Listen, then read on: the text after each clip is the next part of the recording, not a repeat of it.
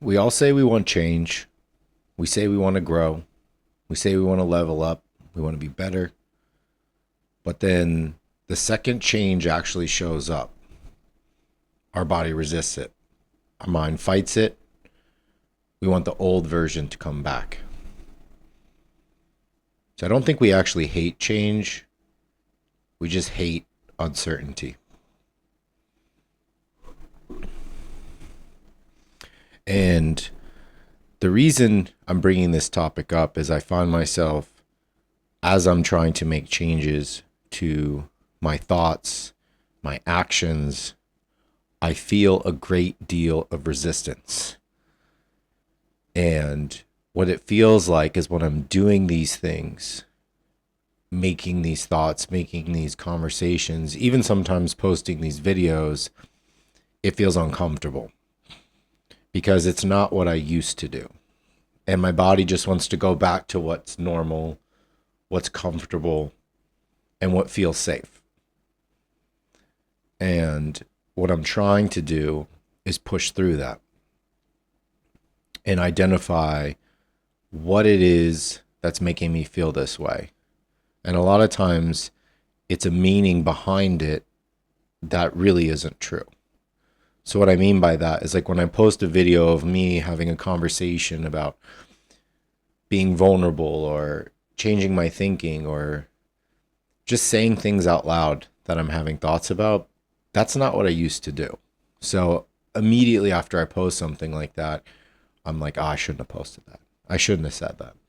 This is what people are going to think of me. Or they're going to think I'm fake. Or they're going to think that I'm just trying to tell them what to do. And that's not what this is. This is basically a recording of change from my perspective. It's not me telling you what to do, how to do, what to listen, and what actions to take, because that's not something I can tell anybody. All I can do is show what change looks like for me and kind of out loud outline the resistance and the bumps in the road that I'm having. And I think the biggest resistance I feel is that I don't think it's authentic at times, or it doesn't feel authentic because it is so different for me. And then I become insecure that other people might think things about me or say things. And then I pause for a second and I reframe that thought. And I know that people that are really close to me and are my friends, they see what I'm trying to do and they understand it. And I hope that maybe it gets them to think about something they're going through. And that's the whole thing, is there's too many highlights out there and not enough deep, difficult conversations on these platforms. Especially as, a young man growing up, like, you learn to take it and move on, hold it in and move on. And I think there is something to be said of that it is a skill needed in certain circumstances. But I also think it's needed to talk about how it is you're feeling in those situations, the conflicts and contrasts you're having in your thoughts. Because if you just have this constant idea of keep it in and keep moving, at one point you're going to start to implode. You're going to feel like you just can't do this anymore. You can't take it on, this pressure. And I think it's a lonely process, that thinking. Whereas if we open up more and have honest conversations, we're going to find amongst each other that we have a lot of the same issues, coming from the same areas of difficulty that are catastrophized even more so by watching content that highlights the amazing things everyone's doing, right? It makes this unrealistic perspective that what you're doing isn't enough, right? And most of the time, all you're seeing is highlights and results of a journey that may have taken many days of repetition and steps that started years ago. And you're only seeing the reward, right? And that's why I think that this podcast is something me and my wife decided to do is because we know what it's like to, work many jobs, struggle, you know, bills come in and paychecks stay the same, bills grow, and you're like, "Oh, what am I going to do?" And you just have this internal conflict of like, I need to work more, I need to exercise, I need to eat better, I need to talk to my family more, and it just becomes a big mess of managing too many tasks. And you become upset, you become stressed. And one of the biggest things I've learned throughout this couple weeks of reading manifestation books and listening to Tony Robbins' Diary of a CEO is we have to find purpose in our actions, meaning less management and more fulfillment, right? Why are you doing this? What is it that you are working so hard for? And why is it that you are putting so much stress on yourself, an unrealistic expectation? I think that's really the biggest statement, unrealistic expectation.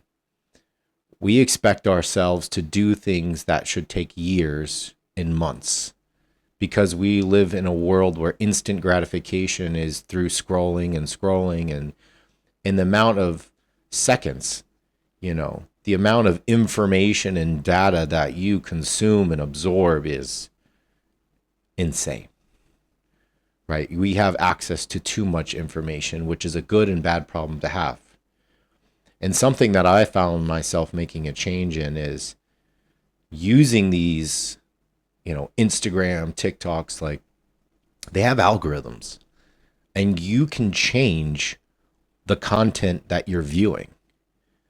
And I changed the content I started viewing. I start watching more poems, more speeches, more fulfillment, purposeful content. And immediately, when you start to flood your brain with good, thoughtful, constructive things, you're going to start approaching your day differently because now you're rewiring your brain on this is the kind of content we watch and this is how we act, right? And that's a change in behavior starting from your phone, right? Because maybe it is unrealistic to never be on your phone in this day and age, but it isn't unrealistic to change the content that you're watching.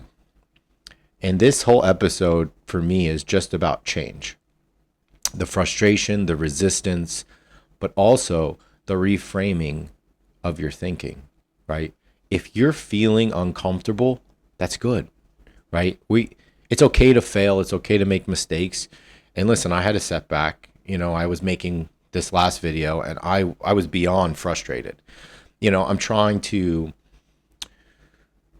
basically outline or illustrate what's going on in my thoughts, and sometimes I just feel like the stuff I'm saying isn't real or it isn't of worth because it doesn't sound authentic to what my old self was, but that doesn't mean it can't be authentic to the new changes I'm making.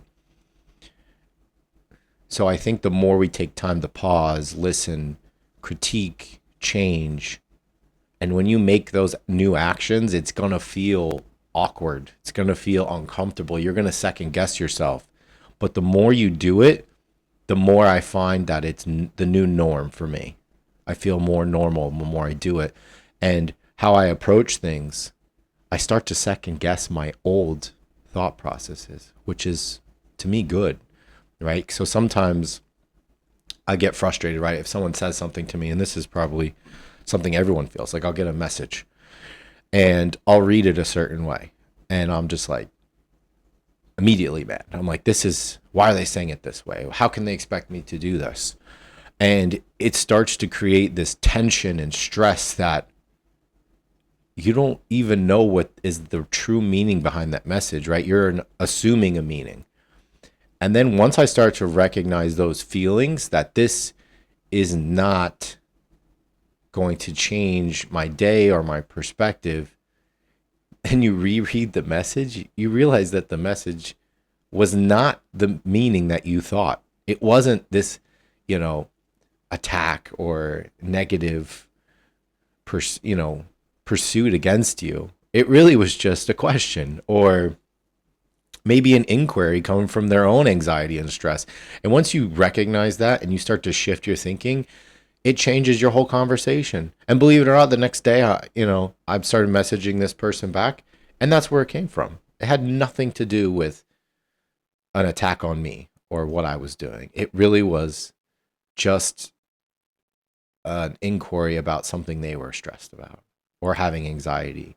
And the more we open up and allow ourselves to have better thought processes about what we are doing, what other people are asking of us, and you start to control yourself, your emotions, your thoughts, you start to realize you can go into various environments and come out in a better headspace.